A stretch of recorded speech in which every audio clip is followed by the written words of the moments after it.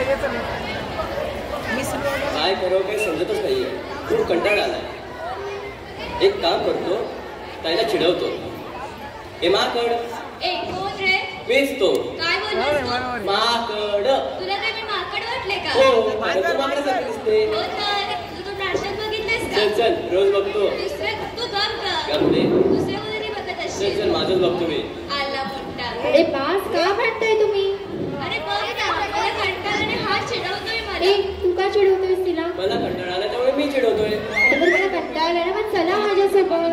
पण तू ये. स्वामी नंतर दंतनगर शाळेच्या मैदानात. अगं तिथे ना रसनिष्पत्ती होत आहे. कसली पत्ती?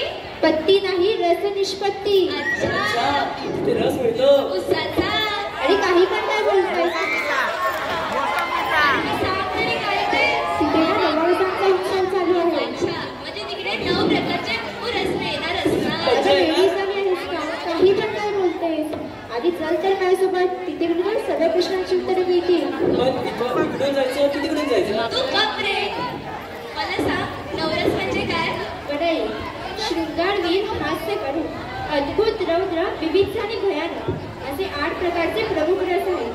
शांत हा 9वा रस साहित्यकांनी जोडला आहे. अच्छा, मग जायचं? हो, खूप मजा येईल.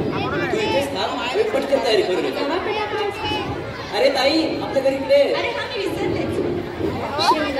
शृंगार म्हणजे प्रेम. आपण सर्वजण एकामेकांवर प्रेम करतो. जगाला प्रेम अडवावे असे म्हणतात. राधाकृष्ण, शंकर पार्वती, राम सीता यांचे प्रेम अलौकिक आहे. ते अलौकिक प्रेम बघूया सीता स्वयंवरात. सादर करीत आहेत 8वी अ चे विद्यार्थी.